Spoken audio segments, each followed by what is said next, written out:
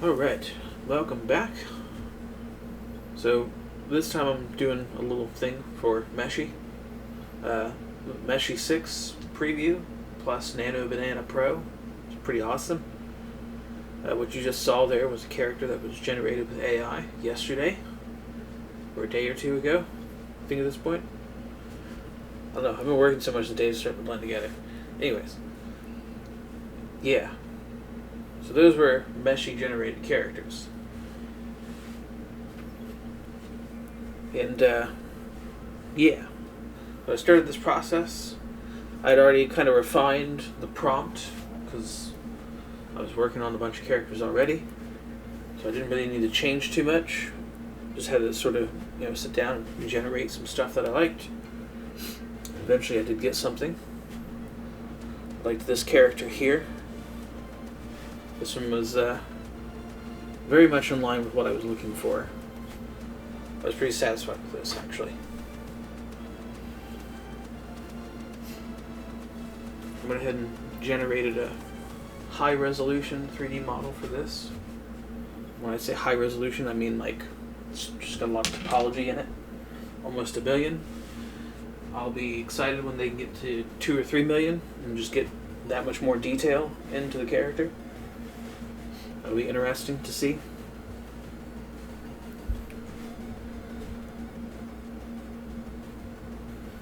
See how things go from here. So I got my high resolution character generated. I'm going to come in here and just kind of double check everything, see what I like, what I don't like.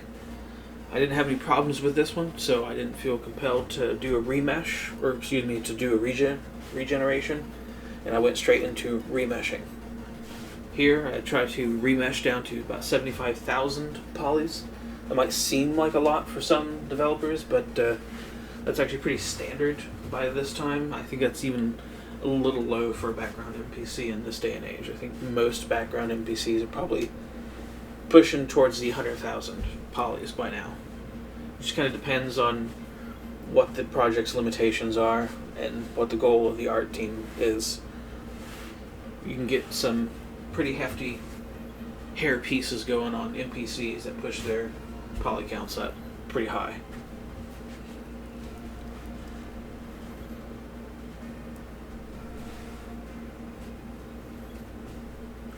Here I got my remesh.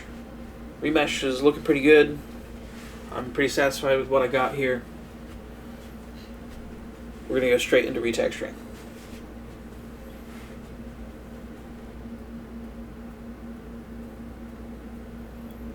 Alright, so we got our texture. Overall, I think this came out really, really well. There are a couple things I will need to fix. I will fix those by hand. It'll just be a little bit faster if I do it by hand rather than trying to get the AI to do it for me. That faceplate is basically the thing I need to fix. But generally speaking, while I'm not necessarily pleased with the way the leg armor on the back of the legs came out, generally speaking, I like this. I can use this, and I'm going to go ahead and just move forward with this. To do that, I'm going to come down here and I'm going to click on download, and we're going to download just a straight FBX that has the textures in it. This is not the character model that we want, but we do want the textures that are in here.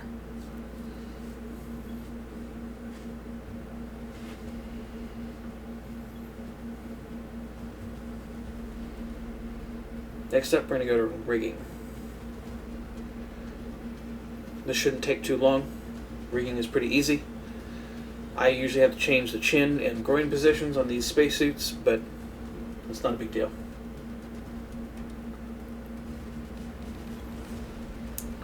Alright, rigging is complete, and we're ready to probably pull this into Unity. And basically hammer out the particulars of the artwork before we start rigging it for gameplay. This is rigged for animation. We're going to get it downloaded, pulled into the Unity project.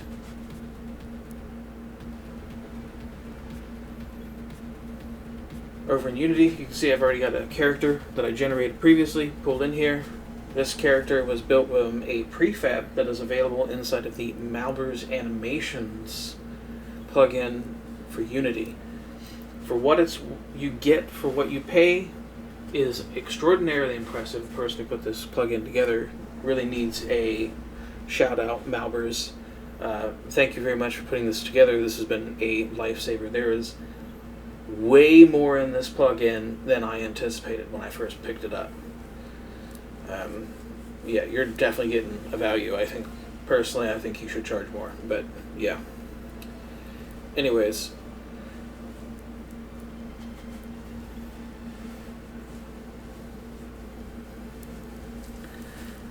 so I've got the folder created for the Space Assassin. I've got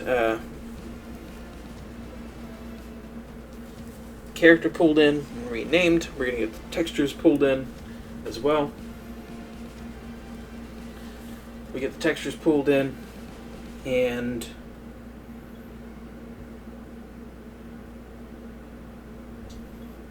I think we're pretty much good to go. Now I do come in here and manually invert the colors on the roughness map. Unity uses smoothness, not roughness. So when you come in here, you typically have to invert the roughness map so that you can use it for smoothness inside of Unity. So I do this manually, then I don't have to worry about it anytime I need to use that texture again.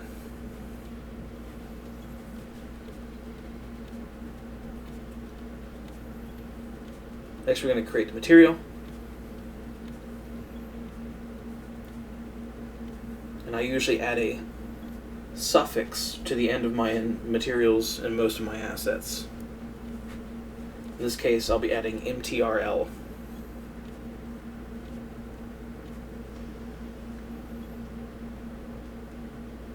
Get the character pulled into the scene. We'll just go ahead and apply the material. Get the color map applied to the material. And the first thing I need to do is fix this face shield. This is something that Meshy does from time to time. Sometimes it gets it right, sometimes it does not. In this case, I'm going to have to fix it manually. I'm going to do the manual process here. You can probably use Substance Painter for this, but I'm going to do this in Paint.net. It's just a little bit faster, especially since it looks like this helmet is divided mostly into a couple of big shells, maybe a few smaller ones that I'll have to hunt down. I will show you the big shells that I'm going to paint over, and I will not make you watch me hunt down the little shells. This is pretty simple. Just kind of paint over wherever the face shield is, or wherever you think you can see the face shield is rendered at onto the UV or onto the base color map here, and get that just painted jet black. In my opinion, it looks better when it's just jet black. You might try a different color, maybe add some color variation in there, especially if you're using like Substance Painter, where you can do layering of different color much easier than trying to like hand paint stuff.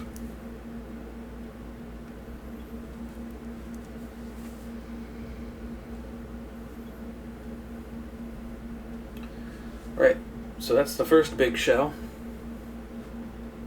I'm going to do the second one.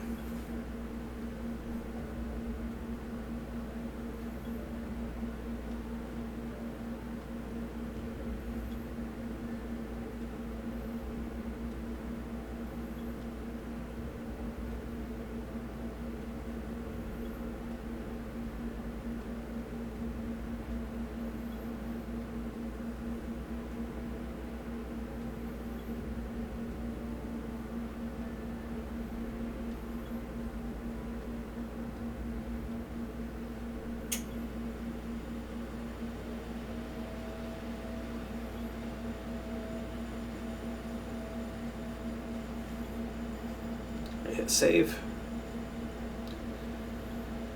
And yeah, I'll definitely have to hunt down those small bits down there, but generally speaking, this is moving in the right direction.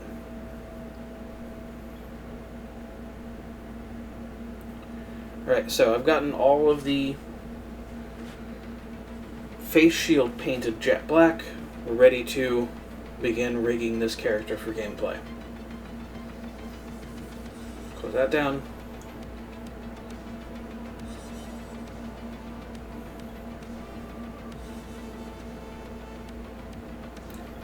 One of the things we need to do, though, is we need to eliminate these jagged edges. We're going to do that by changing this to calculate, because the imported normals are not very good. And we need to go over here, change this to humanoid. The humanoid rigging standard is important inside of Unity for humanoid animations. It's also kind of like an industry standard at this point, so it's just good to know that it exists and how to use it. In this case, by switching our character over to humanoid, we're going to get a couple of different things. I'm going to hit apply. Now our character is going to get an animator, but more importantly, the thing that we really need is this avatar. This basically informs the humanoid animation system what bones are what on the character. And in this case, Meshy is pretty darn close to having a full skeleton. I will be happy if we get fingers one day. I would love to have even just the ability to manually rig the fingers inside of the Meshy UI. Even like just like a bone for the thumb and maybe a couple of bones for the hand so that I can ball it into a fist. That would be great to have. But generally speaking, yeah, this whole thing is ready to go. We're ready to put some animations on this character, which is great for, background character that's gonna, the most you might have it do is clap. You don't need a whole lot of hand animation for that. Cheer, waving arms up in the airs, cowering in fear in the corner somewhere. These are all the non-combatants that are going to basically help fill out the environments and make them interesting.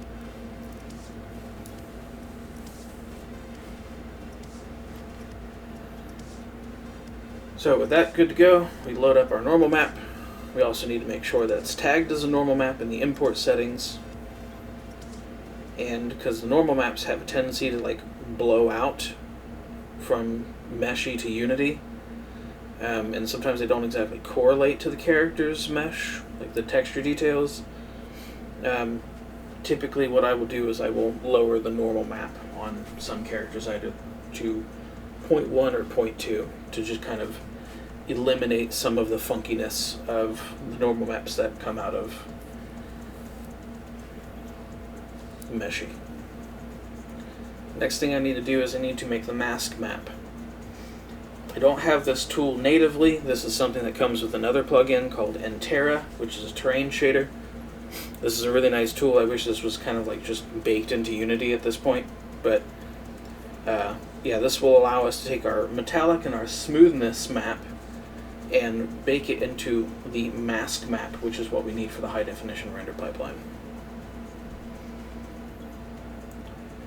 And no, I don't use the invert roughness here. I usually invert texture, like I did earlier.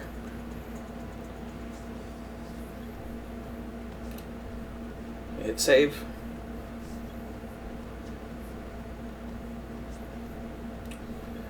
Alright, so we've got our mask map. We'll load that onto the character's shader, or the material. We're good to go, as far as the rendering is concerned.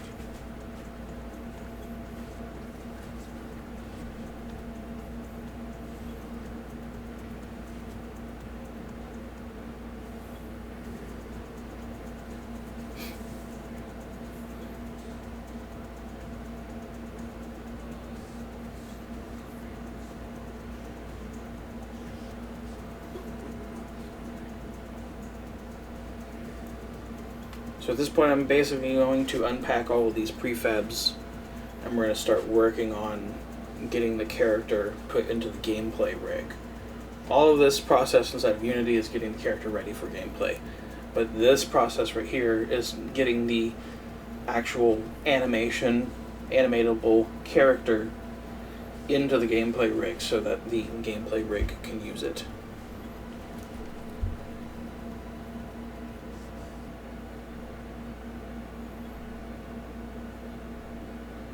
So we've centered up the character.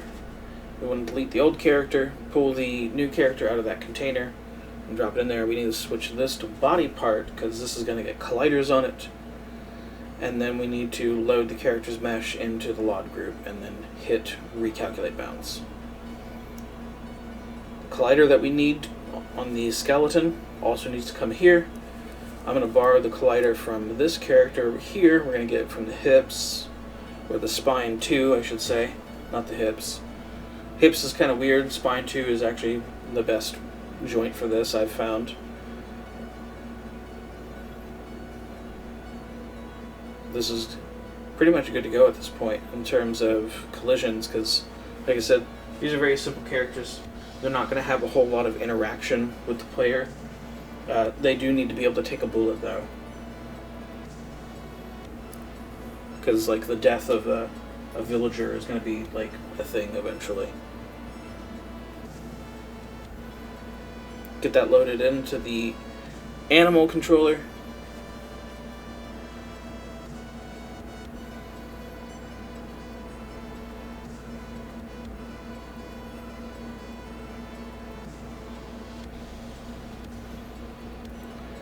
Next we need to do the weapon manager, hands for the weapon manager. This is necessary for the sake of the weapon manager. We don't necessarily need to have weapons to put into this character's hands, but if we expect to be able to add weapons to this character at any point in time in the future, they at least need to have a weapon manager with the appropriate hand assignments. We're also going to add the eyes to the head, get those positioned. This is what's going to basically be the thing that tells our character what they can and cannot see. I'm going to get that loaded into the AI component here.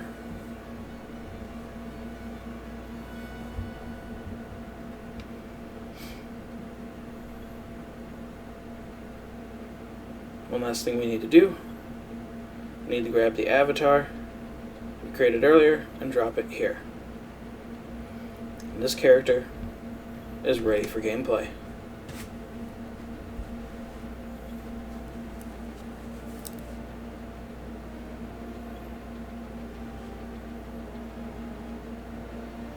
Prefab it, go in full screen mode, because I like working in full screen mode and looking at things in full screen mode.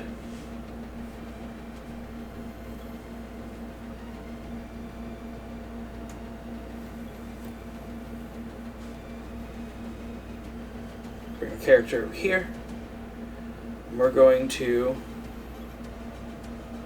actually going to just show this off a little bit, because this is something that we can just kind of do, because now that the character is rigged up with the animation system, we can just give it points to go to and it'll go there. So I'm going to grab a waypoint from a building nearby. We're going to load that into the AI here.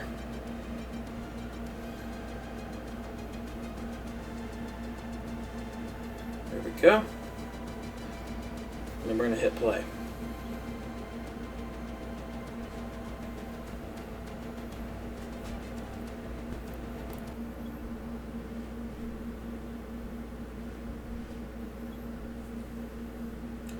And there it is. Our fully rigged character, animated, walking around the scene, ready to go.